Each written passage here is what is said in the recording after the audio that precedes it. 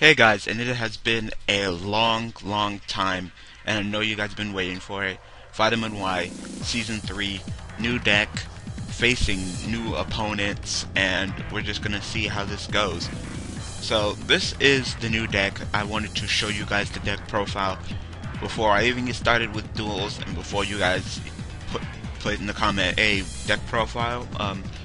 It's been a while since I did a deck profile, so this video is probably going to be a little bit longer than my usual videos, but I just wanted to show you guys the deck that I'm going to be using for Vitamin Y Season 3. And I'm going to go over the cards, and in case you guys don't know how the deck runs, I'm going to explain it to you. Just to inform you, I've never used this deck before. This is all based off of just thoughts on how this deck would run. I've never used it before, so when I start doing the duels, it'll be a first for you and me. So first, we got two Yubels. Yubel is the important card, one of the first cards you want to get into the graveyard. So you run two, assuming that you have one in your hand and one in your deck. That's the basic thought process of why you run two. So you have one in your hand, and so Dark Refer can handle it, and you have one in your deck. And so Armageddon Knight and Dark Refer to handle it. Sometimes it doesn't always happen like that. Sometimes you draw both the Yubels and your luck isn't that good. But just to assume that you have one in your hand and one in your deck. So send one of them, at least one of them, to the graveyard as soon as possible to get off your place. One Terror Incarnate. As you can see down here, you side in another one. I'll go into that when I go into the side. Terror Incarnate can be special summoned from the hand deck or graveyard, so that's the only reason why you only play one. He's definitely, I mean, if he's in your hand and you have Dark Refer, he's a dark, so you get to send him.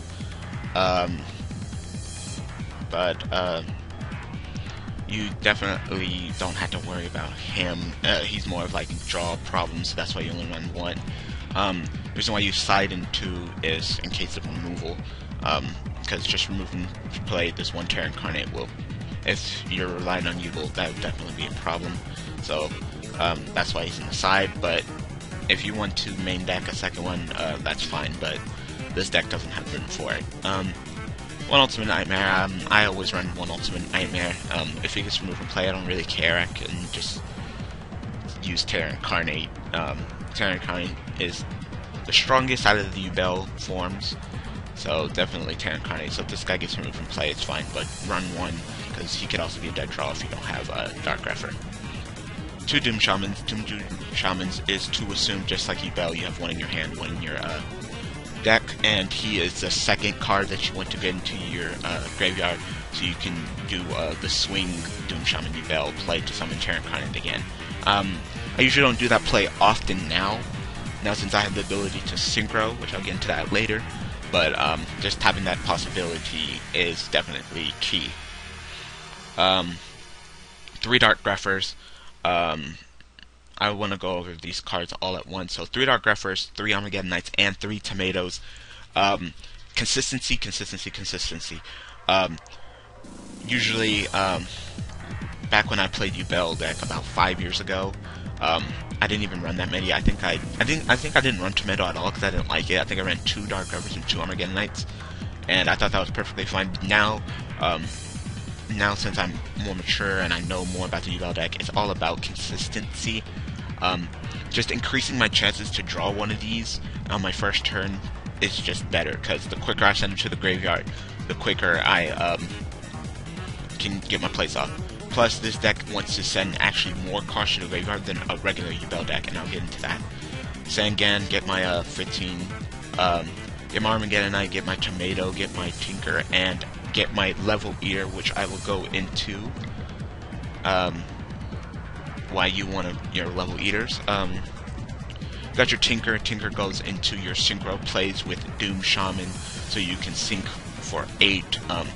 And you can do this a lot because you have your Monster Reborn, your Swing of Memories, and your Call of the Haunted. So that's a maximum of 7 synchros. So that is definitely a synchro, 8 synchros. So definitely good with that. And now we go into Level Eater. Alright, in the Vitamin Y Season 1, I had Level Eater in the deck with the Yubel deck, and then I took him out because you can't actually tribute him for Yubel to keep Yubel on the field because his card cannot be tributed except for tribute summon. The reason why he's back in the deck is because, as you can tell by the name, it's called Fake Yubel is the name of the deck because we are running him. So it's just a fun way, but I just wanted to definitely try it out. I can get this card out with Terra Incarnate and 2 of these in the graveyard, which is why you try to put him in the graveyard as soon as possible also. Which you should be able to stall out with Terra Incarnate. You eat off 2 levels of Yubel to special summon these 2 from the graveyard, and you'll have 3. Then you activate Galaxy Queen's Light, so Terra Incarnate would be level 9 from these 2 eating off, because it's 11, so it'll go down to 10 and go down to 9. Activate Galaxy Queen's Light, they all become level 9, and then you can see for this guy. So my goal in this is to just attempt to summon this guy, and we'll go over him when we go over as he goes. We got our staples, the Monster of One, Heavy, Storm, Dark, Cold, the Road of the Foolish, so more sins the Grave. I main deck 2 MSTs, even in my real life deck. I like 2 MSTs and side 1. I don't know, 3 can sometimes be a dead draw. 2 Power Dualities. Power Duality is beautiful, especially opening up first turn or while Terra Incarnate is on the field stalling. So definitely have to run those. 3 swings for Doom Shaman, so you can do your synchro plays or your summoning of Terra Incarnate plays. Galaxy Queen's Light for the Heart Earth Dragon. 2 gold sarcophaguses, because like I said, this deck is not only a Yubel deck, but my goal is to get out Heart Earth Dragon just because I want to play him. So if I got to use gold sarcophagus while Terra Incarnate's not in the field to get like a level eater or something to send level 8 to the grave, so be it. 3 limit reverse, definitely 3 limit reverse, always 3 limit reverse in a Yubel deck. Limit reverse is definitely the best trap. Even despite that Call of Haunted can bring back Yubel, limit reverse is better because during your turn you can turn it to defense mode, destroy it, and summon Terra Incarnate, unlike Call of the Haunted. If your opponent doesn't MST or you MST it, it's just Yubel attached to a Call of the Haunted, and you gotta shoot the monster. You can't destroy it by just simply turning defensive position like Limit Reverse does. So that's what makes Limit Reverse better than Call of the Haunted. But of course, we still run 3 Call of the Haunted for the Doom Shaman plays, maybe even the Armageddon Knight plays to send even more cards down to the graveyard. Sometimes I do that. So 3 Call of the Haunted, 2 safe zones. I love safe zone. Definitely protects me from problematic cards, such as the staple cards, the destruction staple cards such as Torrential, Mirror Force, Dark Hole. Protects me from Deep Prison. Does not protect me from Compulsion.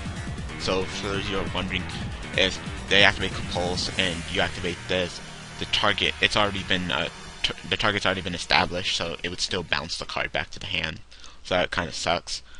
Usually this card is equipped to Ultimate Nightmare just to make it stronger. I'm going to make my opponent waste MST their Heavy Storm just to get rid of this card, because once this is equipped to this, that's very problematic for the opponent.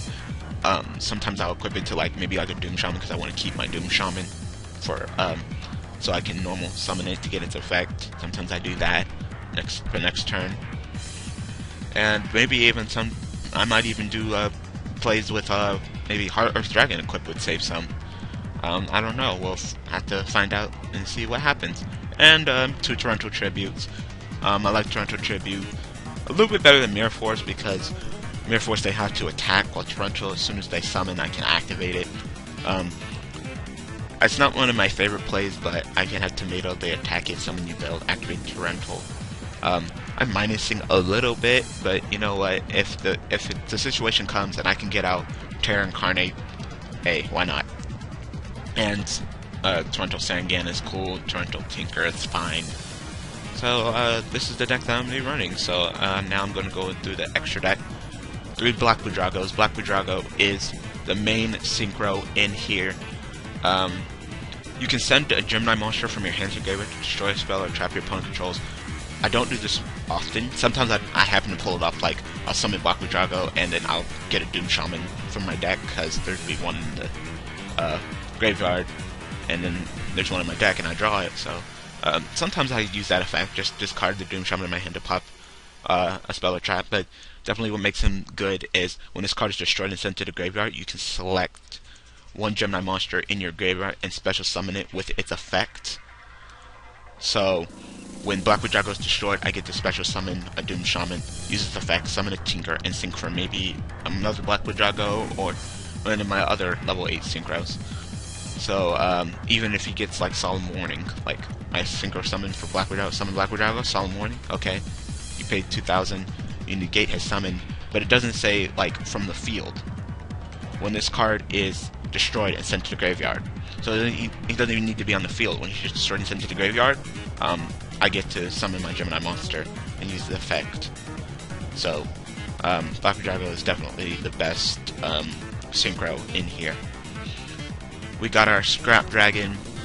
Scrap Dragon plays are mainly used to switch from defense to offense. Usually I stall out with Terra Incarnate so much that the opponent just kind of stops playing cards and just stop trying to protect themselves, because they think that I'm just going to wipe it with Terra, and they know that Terra will wipe my cards too, so they know I won't go on really offensive. They think that I won't go on offensive plays. So the way I do it is that Terra Incarnate is on the field, I'll bring back Doom Shaman, use the effect, summon Tinker, sync for 8, sync for Scrap Dragon, destroy one of their cards from my Terra Incarnate, summoning Ultimate Nightmare. So I just switched from my defensive, stalling Terra Incarnate to a Scrap Dragon and an Ultimate Nightmare. So, see, I just flipped the switch from defense to offense. Stardust Dragon, of course, but you guys may not know, but it's kind of also a I can use this for a switch from defense to offense play, which is a little bit more protective, and a little bit slower. I have Terra Incarnate on the field, and let's say they have no cards on the field to pop with the Scrap Dragon. So I can summon Doom Shaman, sync for 8, summon Stardust. During the end phase, I can either choose for Terra Incarnate to wipe the field and destroy Stardust, or I can use Stardust to negate and destroy Terra Incarnate, summoning Ultimate Nightmare. Then I have a Stardust and an Ultimate Nightmare on the field. So that's another play you can do. I don't do it often, but because I usually like to use Scrap Dragon to pop one of their back row. But if they don't have any back row, I'll definitely go for the Stardust Ultimate Nightmare play. Alright, we got a card that's not out in TCG. It really makes me sad. Eoswarm Thothanos. He is definitely one of my favorite Xyzs. He is 2 level 4 Dark Monsters, so it can be Greffer and Armageddon Knight, Tomato, Greffer. He is good because once per turn during either player's turn, so he's supposed to be 2, you can detach an Xyz material from this card. This card is unaffected by the effects of other monsters until the end phase. So, Raikou, Chaos Sorcerer, since he's stronger than Chaos Sorcerer, and he's unaffected, so they won't be able to banish him. But one of my favorite plays is that I'll have Terra Incarnate on the field. Maybe I special summon Greffer, use the effect, summon Armageddon Knight, and then I have these 2 that are sitting on the field that will get killed at the end of turn because of Terra Incarnate. Why not Xyz and summon Thothanos, detach, and then Thothanos is unaffected till the end of the turn, so I can choose which one would occur first. I can choose where Terra Incarnate would destroy Thothanos, or Thothanos would be unaffected by Terra Incarnate. So I get a monster that survives on the field with Terra Incarnate, so that's definitely good. And he can last for 3 turns, so he'll last the turn he's summoned, the next turn, and then the last turn when he has no more Xyz materials, he'll be destroyed. But definitely lasting 3 turns with him on the field definitely makes my opponent want to use more resources to protect themselves from getting direct attacks from this guy. So as soon as this guy comes out, I'm definitely going to get him and put him in my deck in real life. But since this is use cards that aren't out in yet, since I'm using Hardest Dragon that comes in Cosmo Blazer, why not run Thothanos? We got Blade Armor Ninja. Just sometimes I'll have like Greffer and Armageddon Knight, and you know what, might as well just put in some work, do some damage, so summon Blade Armor Ninja, detach and attack twice. You know, it's perfectly fine play. If I would consider taking out any of these cards and putting something different in, it would probably be Blade Armor Ninja first. So, but I don't know what, why not? He's in here. We got Heroic Champion Excalibur. Excalibur is good because he gets over the attack barrier, which is definitely the problem cards. Um, Sometimes my opponent will summon a Stardust, and you know how much a Stardust is a pain in the butt to Yubel, especially if they summon it like through its actual summoning conditions and not through Starlight Road, where it'll actually come back. Because sometimes I'll have Terror, they'll summon Stardust, negate, I'll get my Ultimate Nightmare. That's when I summon my Ultimate Nightmare in defense mode, because its effects only goes off to destroy when this face-up attack position battles the monster. So I put him in defense mode, he's kind of like a Spirit Beast that can be destroyed battle. So stall at that Stardust, so I can wait to get maybe a Dark Grepher, Armageddon, or set a Tomato and then attack it. So I'll summon like another Armageddon Knight, summon 2 Armageddon Knights, 2 Dark Greffers, Armageddon Knight, Grepher, whatever. Exceed for Heraldic Champion Excalibur, detach it to his attack becomes 4,000, and run over that Stardust, get that Stardust out of the way, to then turn Ultimate Nightmare to attack mode and start doing some damage. So Heraldic Champion Excalibur is definitely a good card just because it gets over the attack barrier and gets over those problem cards, such as Xian, Beast Spark, Eon Stardust. That's pretty much it, what I should consider problem cards. I mean, I dueled against a Gladiator Beast deck I got over Heraclinos, so definitely Excalibur stays in here, and he is a good card. And finally, we have the main card of the reason why this deck exists, number 92, Hard Earth Dragon. His effect, he's a rank 9 with 3 level 9 monsters, so Terra Incarnate plus 2 level Eaters and Galaxy Queen's Light. 0 attack, 0 defense. This card cannot be destroyed by battle. Your opponent takes any battle damage you would take in from battles involving this card. So he's basically like Yubel. During your opponent's end phase, you can detach 1 Exceed material from this card, banish all monsters as your opponent normal summon, special summon, or set this turn. When this card is destroyed while it has an Exceed material, you can special summon this card from the graveyard. When you do, this card gains 1,000 attack for each card currently banished.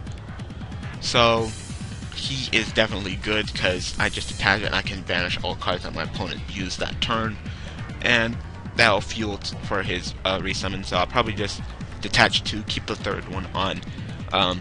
Maybe I'll Torrential it myself, maybe I'll cook it with a safe zone to even cause even more problems, and then when they destroy the safe zone, it'll destroy him. He'll have the Z material, so he'll be special summoned from the graveyard and have 1,000 attack for each card currently banished. So this card is definitely good.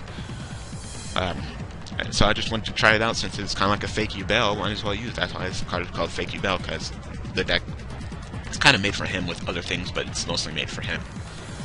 So now we will go into the side deck. We got 1 Terra Incarnate.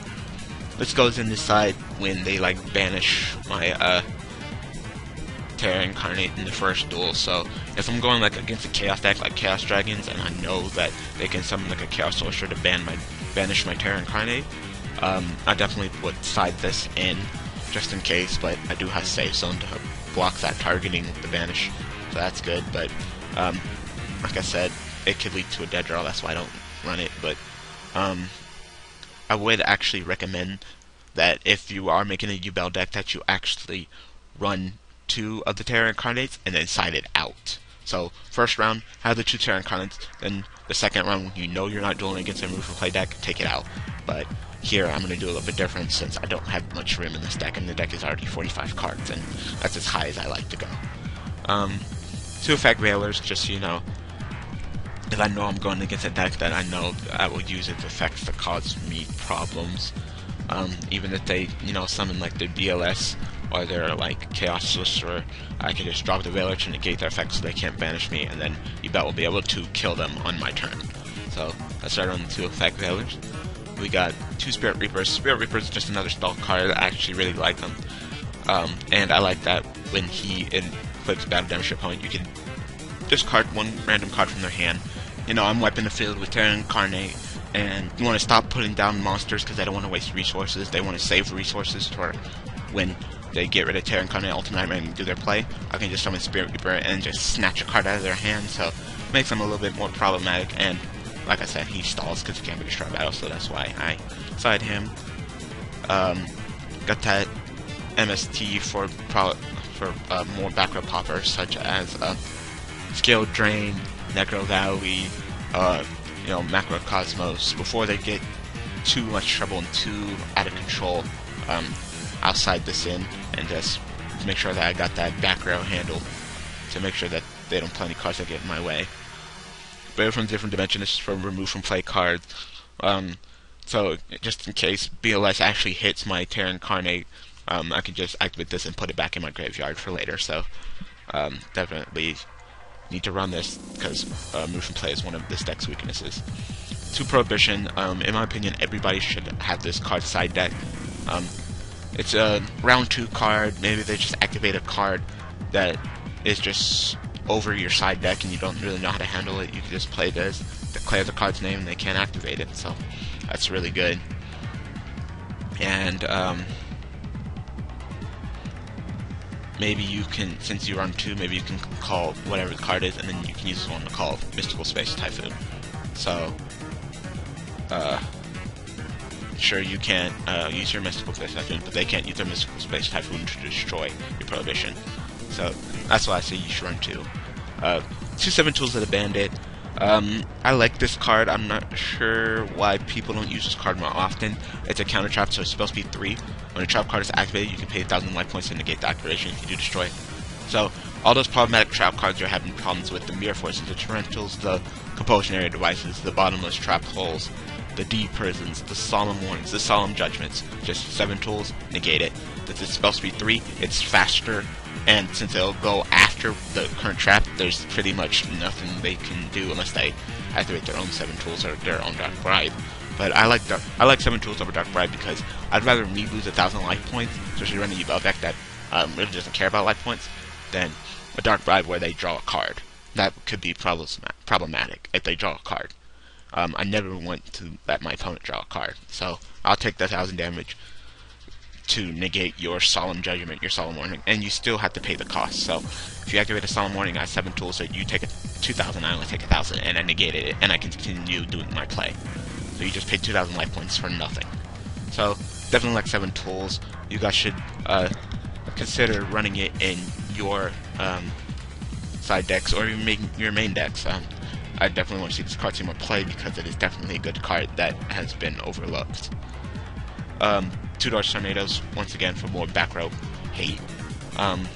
Those skill drains, those Necro Valleys, definitely need to get them out of the way so I can continue doing my plays and bringing back from the graveyard and using my effects. So if it's really that problematic, like against Gravekeepers, I will start taking out cards and putting Dust Tornadoes in my MST, so I'll have 6 back row destroying cards, and hopefully that'll be enough to defeat the Gravekeepers or the skill drain. And last card, we have the 2 Mirror Forces. Mirror Force is a fine card. I just side deck it. I don't like to main deck it. Just, why not? Your opponent, if there's something in my deck that I don't currently need, just throw in a Mirror Force.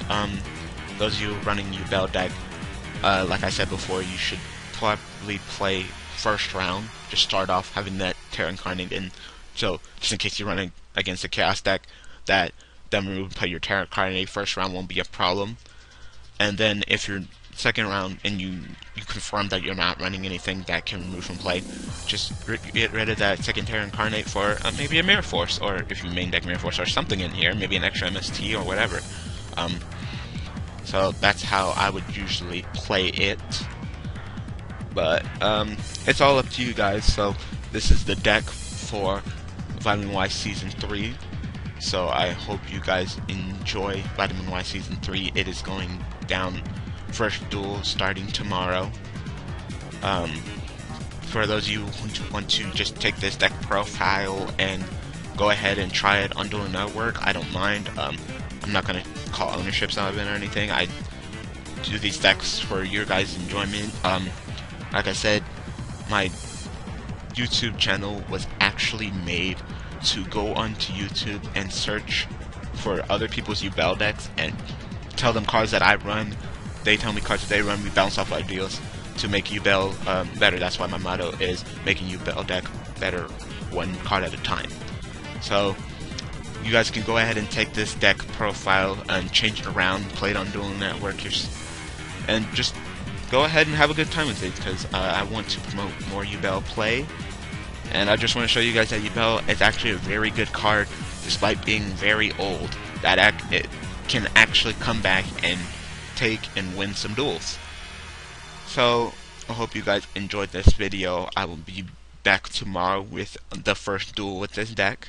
So do the usual, like, comment, subscribe, and as always, thanks for watching.